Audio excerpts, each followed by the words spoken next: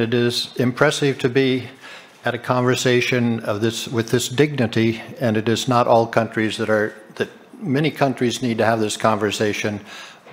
Most countries are not having it, particularly not in the open like this. So that, and I think that this actually, I should first thank you very much for the invitation, and I want to also say that where I'm going to start, I think, is where the governor left off, and so that's I was already thinking about that. And if we look at what happened with the Swedish pension reform, I tell people, and I think that all of us who were a part of it and close to it when it was happening, can tell people that what was the really important ingredient in the Swedish pension reform was political consensus. And this was just like in any other country in 1992 when we started with this, that the different parties had really diverse ideas about what a pension system should look like. There were 5 major parties at the time, and they had 5 major ideas. One was to keep what we had, which was the defined benefit pay-as-you-go system, but improve it.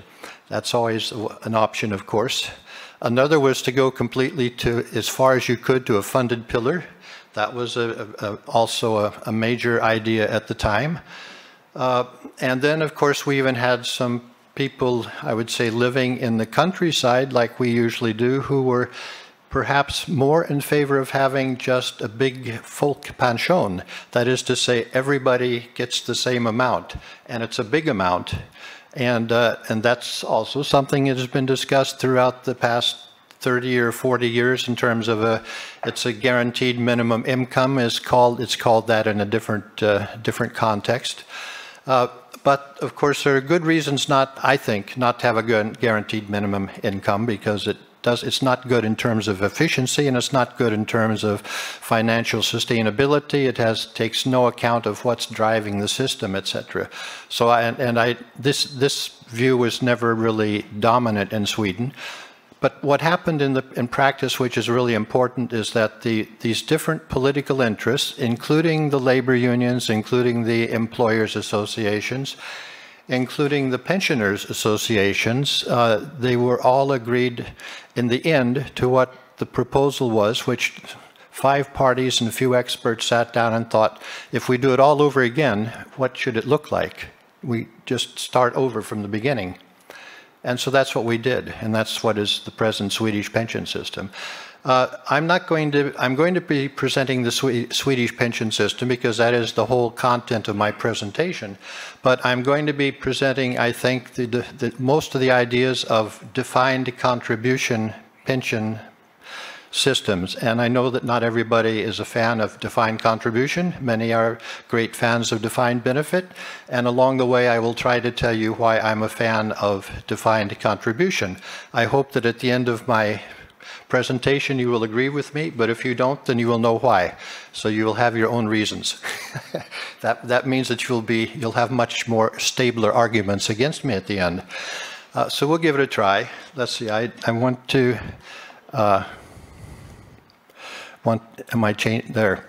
Okay, so what I'm doing is I'm starting with then a number of some criteria that I think, and I think that most of the people around me in the pensions community think, because I read it in the European Commission documents and the World Bank papers, etc., that the goals of a good pension system are the following.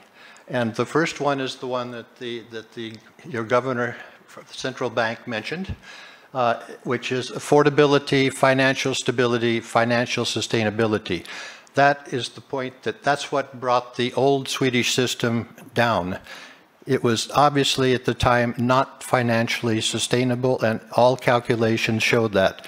Already in 1990, looking forward, we could predict that even the Swedish system had funds worth 4 to 5 times of years of payments to pensioners, which is a big fund. Actually, it was the second biggest in the world at that time, second only to the Quebec pension fund. That fund would have disappeared by 2010, we said, doing predictions in 1990. And so we had to do something because the problem would just continue. All right, so financial sustainability is important. How do you gain that? That's what we're going to talk about. Adequate income at retirement for the average worker. And this includes, of course, even having an adequate minimum income. But of course, the overall pension system is the design of it is there to make it possible for the average worker to have a good pension at the end. So we heard 30% Lithuania perhaps going forward, and the European Union average 50% replacement rate. And so how do you get there? That's what we're going to talk about.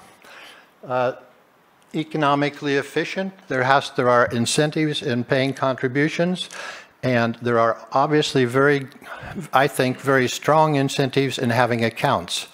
That is to say, I can look on just like looking at my bank account, I can see how much money's in the bank. And in this case, in the defined contribution case, I can see what I'm saving for my pension in the future. I can also see the rate of return it's getting, whether it's a notional defined contribution scheme or whether it is a financial defined contribution scheme. I see it happening every year. And the accounts, of course, should be, the system's transparent. These are liabilities from the government to me.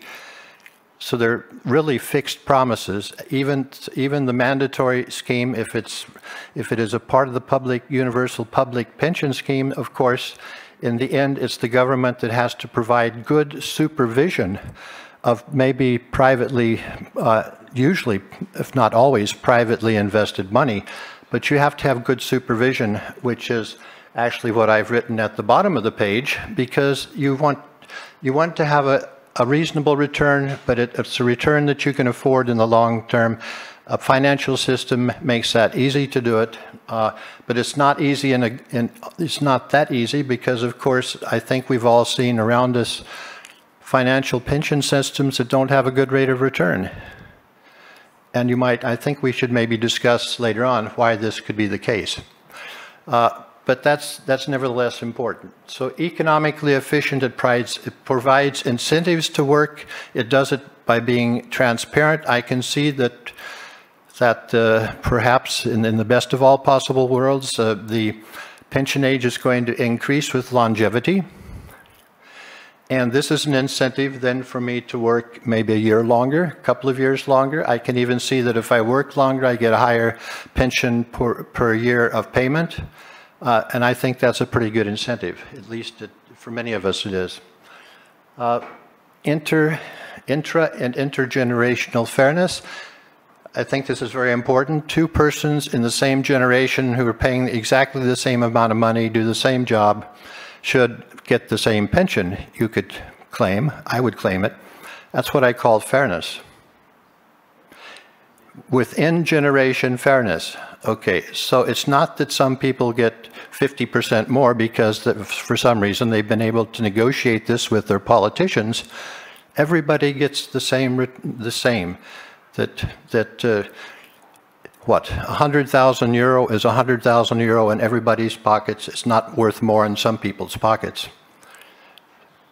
This is where you should start. And this is what I call a universal pension scheme, universal pension system, the same rules for everyone. If you want to have other rules, if other groups want to have other rules, they can have it. They can then get into private occupational schemes or just private schemes on top. And employers can pay for it if that's a part of a contract. But keep it outside of the universal scheme. Universal for me means same rules for everyone. Same rules for the civil servants, the farmers, the mechanics, the professors. Intergenerational fairness is a bit harder to achieve, but what it really means is that my generation doesn't push on costs to the next generation. Why should I can always vote in good pensions to myself, being the present generation, but then at the expense of the next generation. And none of us think that's fair either. So that's why I've written down intra and intergenerational fairness. Both of those are very important. And then we get into what are the financial the costs of the system. So the governor has just talked about that. And I think that it is important that, as we also heard, which is very, very important, is the not to bind the financial schemes with legislation that makes it impossible for them to earn good rates of return. And looking around in particularly Eastern and Central Europe, I think I can see too many countries that have the wrong legislation in that respect. And it is very, very important that if I'm a 20, 25-year-old, we don't have to be that conservative with my money, because it's another 40 years until I'm going to have to claim my pension. And we all know that in the long run, the financial market will do well. And there's no risk for me. Why should I have everything in government bonds producing a 0% or 1% rate of return just to be conservative? This makes no sense whatsoever. So good financial management is very important, and it's very important to start with the legislation. If you're now in a mandatory scheme, and make sure that you have a legislation which makes it possible for the funds to operate and invest money the way that they should be doing, because that's why they're there. Okay, those are the principles, and then I'm going to say something about defined contribution schemes.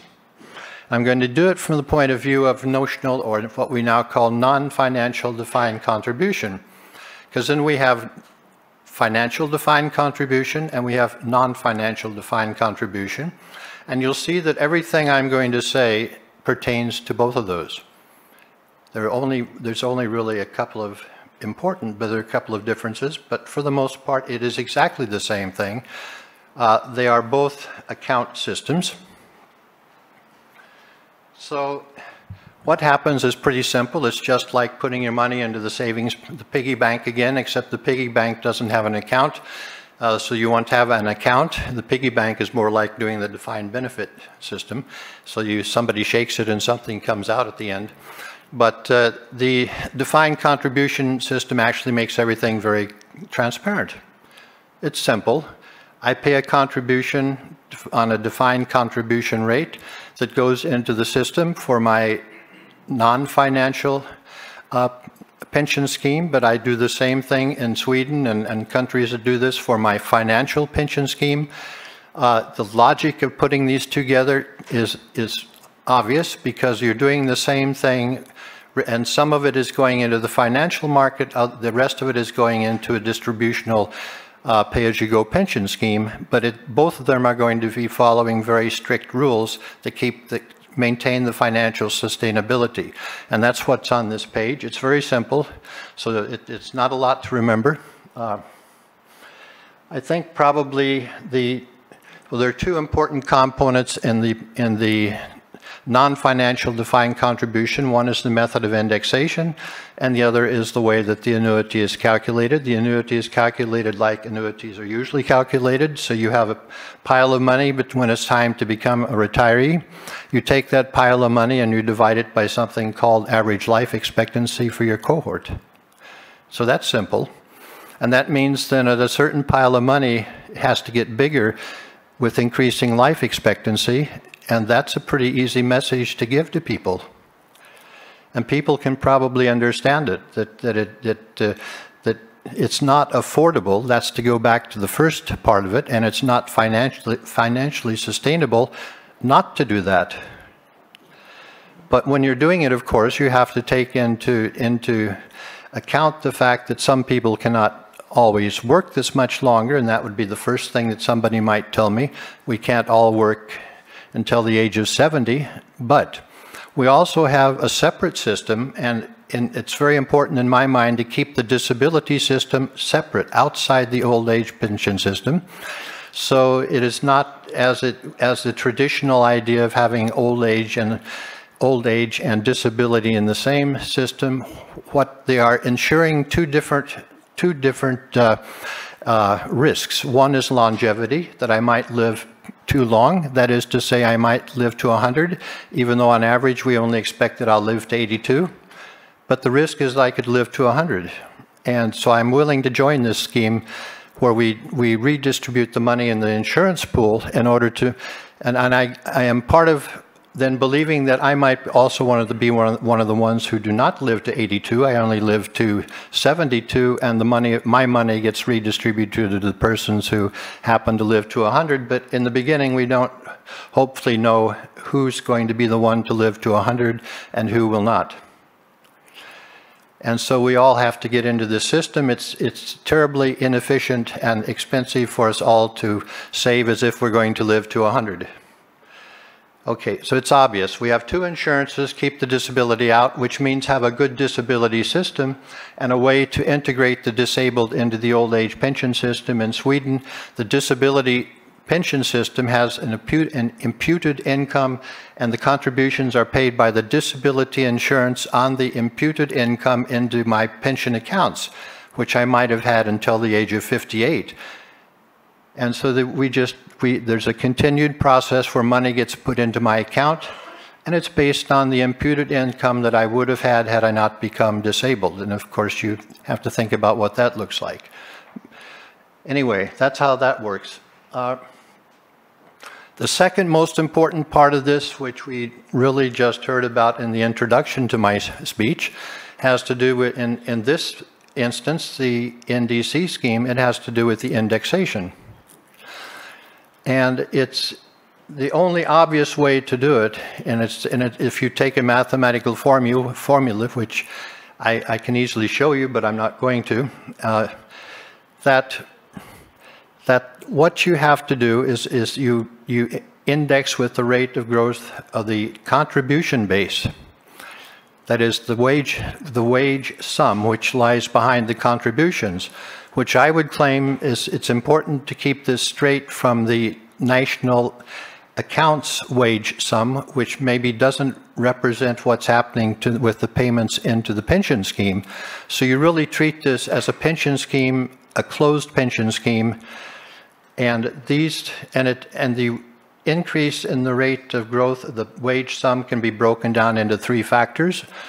One, of course, if it's nominal, the rate of inflation. The other is the real rate of change in the average wage, and the third one is the number of persons getting this average wage paying the average contributions, because the contributions are based on this wage, of course. All the wages together form the average wage, obviously, divided by the number of people sharing that wage in that year. All right, it's very simple, but it's been very difficult for many countries to do.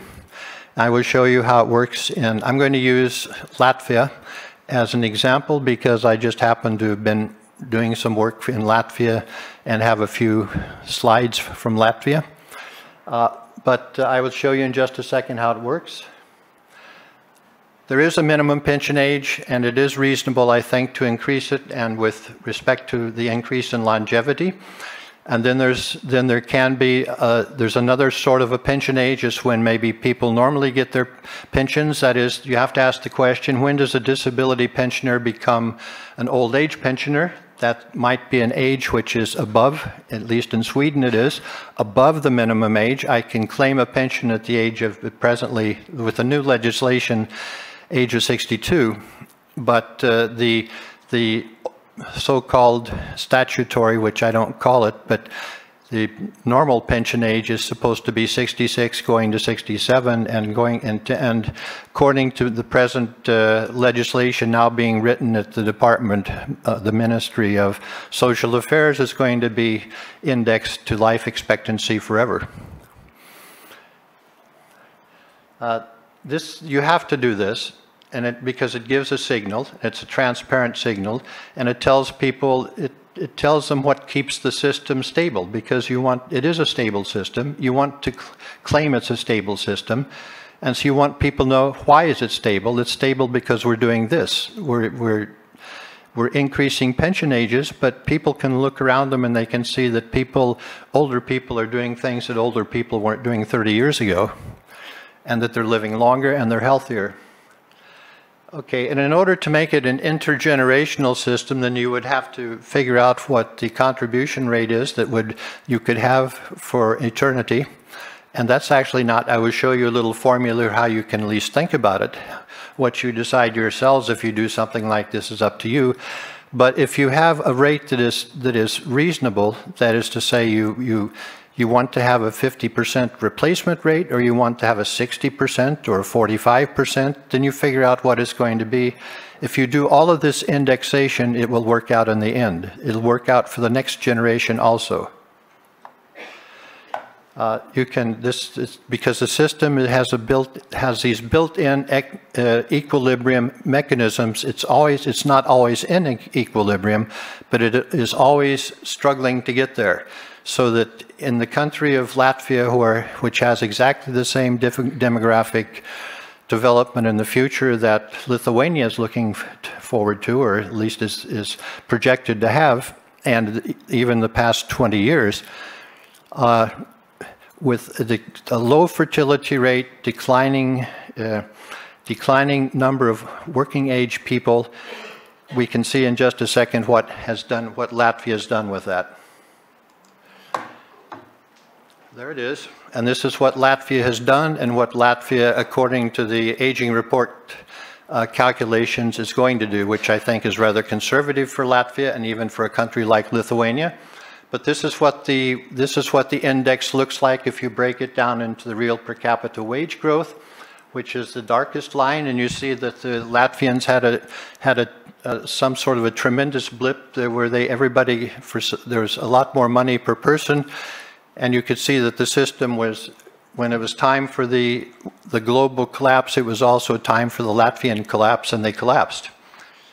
But you can also see that they got by the collapse, and they got by this collapse. First they were, for some reason, Sweden actually did this consistently in the 1980s and 90s, were negotiating too high wages. But they got by the collapse, and they did it by smoothing it out, and they did it without decreasing anybody's pensions. So this, you can see that despite the fact that Latvia's labor force is going to decline in the future up to 2060, something like about 40% of the working age population will not be there anymore. It's still in equilibrium. Everything is around the zero, and if you look at it carefully, you can see that the little rose-colored line is the labor force. It's declining according to the aging report assumptions. But the real growth is still positive because of what's happening to the wage rate. And they're going to have real indexation to the year 2060 according to these rather pessimistic projections. And the system will be kept in economic stability, sustainability this way. Yeah, this is just the numbers in itself, and you can see that there is real growth, etc. I won't show it again. In Sweden, we've done something else. In addition, Sweden has never had the problem of a declining labor force. It hasn't for the past 40 years. Sweden has the problem of actually having too many people coming into the labor force, in a sense, because it's giving it would produce a rate of an all-time increase in the rate of indexation due to the increase in the labor force, and it wasn't everybody in this political consensus who thought that was a good idea. So instead, the money is being put into a fund and not used for anything. And we ask, at least I ask myself and others ask, what are we going to be doing with these big funds that we're accumulating in the pay-as-you-go system? Why aren't we distributing them according to some rule already? And that has to be asked. But Sweden has a balancing mechanism. So you put this on, you look at the assets and the liabilities. The liabilities are all of the accounts of the account holders plus what you, in the future, have to pay the pensioners. So it's easy to calculate that because it's more or less known, at least with a projection of life expectancy. And then, of course, you have to get the assets, and that is always a difficult issue. Sweden has created its own balancing mechanism to do that, to estimate the contributions into the future. However you do it, you have to do that. The countries that have done this, they're different. Latvia and Poland do it the way I just showed you that Latvia does it. Norway and Sweden do it another way because they have a lot of money stashed away in funds, one of them in oil and the other in pension funds. But the main point is that you can do it. You can even put this balancing mechanism on, which makes it even more stringent, so that in case there are other things that happen, it works faster. This is just, you can probably ask to get these slides. I think the most important thing actually now to think about when somebody's talking about adequacy is that you have to think about what's happening to the persons who do not work as many years as they have to work in order to get what we call the adequate pension for somebody who's worked a full life career. And the answer is, of course, that you have to also equip this system, both the financial defined contribution and the non-financial defined contribution, with a good minimum pension mechanism. And I should say that if Sweden has failed on anything, Sweden has failed in the sense that it has not indexed the minimum pension to the extent that it should have been indexed in order to keep the persons at the lower end out of relative poverty, I should say, because they're not in poverty, but they are in relative poverty. That is to say that they have an income which is below 60% of the average. This is according to the EU and EC way of looking at it. And so that, Sweden at the start of the pension reform was within the top 5 countries in Europe in producing even a good minimum pension. And you might be surprised to hear that the government has not increased the indexation or changed the housing supplement which people have, which is a means-tested supplement, until from 2002 until precisely this year, 2018, when it was changed. And you ask yourself, why didn't they do that? And I can't answer it, but I can just say that we went through both conservative and social democratic governments, and neither of them did it. Now they're thinking about it because now it's become a political issue. But it would have been much more efficient for them to have avoided the political issue, I would think. And a lot of it has to do with the pensions of women especially when they lose their spouses or their partners and older women. And it's the reason why women have lower pensions is, I don't think because it's a bad pension system, it's because women, we've investigated this a lot in Sweden, and I think these are just facts. Women on average work about 75, men and women in Sweden work 41 to 42 years in their life careers. I think in this country, you work about 35. I think I've seen that in a table. So compare that to 42, and then think about what gives a better pension, 42 years of work or 35 in a contributory scheme. But the women, unfortunately, only work about their time. They don't work full time. And why don't they work full time? Because they're taking care of, part of it is taking care of children we have very good child care rights and payment for women being at home when they're having children and right to be away from work, etc. But they have the habit, which is maybe a good habit socially, of somebody comes home early, even for the older children, to be there when they come home from school. And so that, I think, is one of the major reasons why this is happening.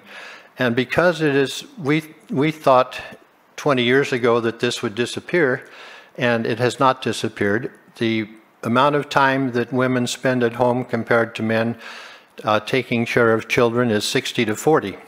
So obviously there's an informal redistribution of income, which you could then fix through a formal redistribution of income, having to do with various different things that you can do. For example, sharing accounts. You can even have a joint annuity at retirement. So you put your assets together, and you get an annuity which is good enough for both of you to live on when one of you is going to be the survivor. So there are ways to do something about this, and I think that this will be discussed in Sweden in the coming near future.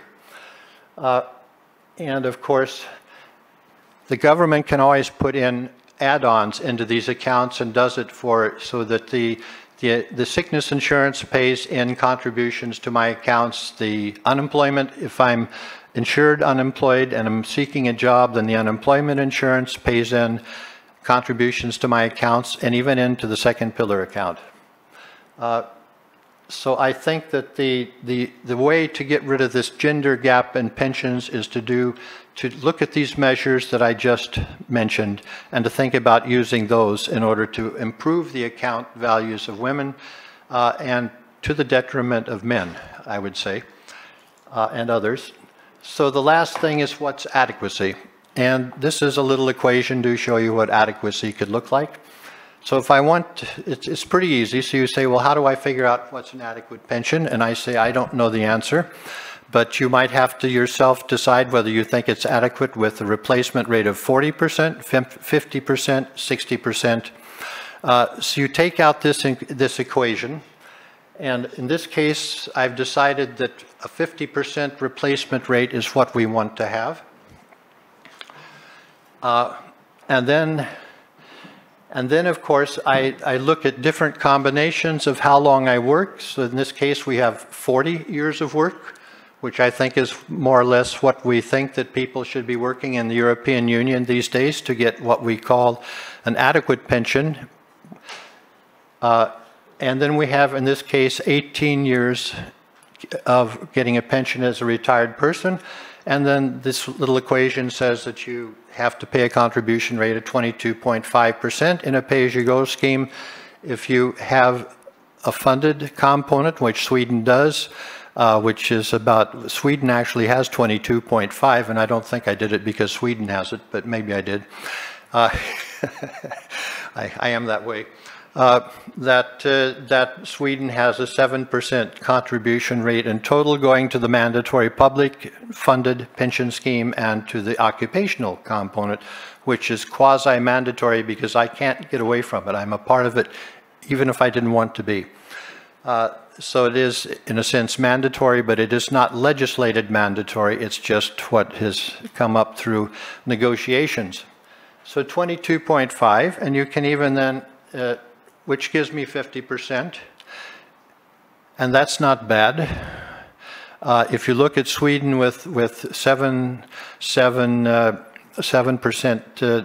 of this 22.5% going to a funded pillar, then Swedes are looking more towards something like a 60% replacement rate instead of just having all this in the pay-as-you-go scheme. But then, of course, this is much more volatile. And we saw that the pay-as-you-go scheme is volatile. That's also volatile. You can even do a little diagram like this to show what it would look like. And of course, if you says that I've got 40 years of payments and want to be a pensioner for 25 years, then I've got to pay a very large amount of money, especially if well, you can see the number of years down here. But if you can see why life expectancy has to be increased, or that the pension age has to be increased as life expectancy increases. And this is a sort of diagram which anybody can do it with his little Excel arc afterwards. I think that the main point of what I was just saying, and I'm finished, is that what is important is the number of years of contributions with the average wage. That's what we could see in this past chart. If I'm willing to pay 40 years, which Swedes do on average, actually they've been doing it for about 20 years. They were at around 37 for women and 39 for men, and now they're 42 for men after 20 years and 40, close to 41 for women. It is possible. I would tell you that when we went into this scheme in the 1990s, there were a lot of people who thought it was totally impossible, and nobody's talking that way anymore because we've all seen that it is possible. We've seen that we can work longer. We've seen that, among other things, that work environments have improved, etc., which is also important. And I think I will stop there. I just want to make the final reminder that what is important is actually in the most important sense, the labor market. It is the fact that I'm working, and if everybody thinks that they can have a 50% or 60% replacement rate with 32, 35 years of contributions of working, it is not possible. And I think that you just have to show this simple fact that it is possible and people are doing it. And that's what you have to aim for, and that's when you get good pensions. Of course, you have to get the rules also, the design as good as you can, but you also have to work, unfortunately.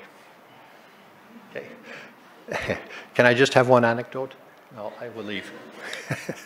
My anecdote is that when I presented this at the European Commission to a really large audience of people, the Swedish pension reform, and this was, when I did it was about 1995 because it was legislated in 1994, then there was a man from the Italian Pensioners Party, and he waved and he said, "I'm from the Italian Pensioners Party," and he looked like he was about 50 years old, and he said that our party thinks that everybody should have the right to a good pension at the oldest age, 55. And I think at the time the Italians were on that track.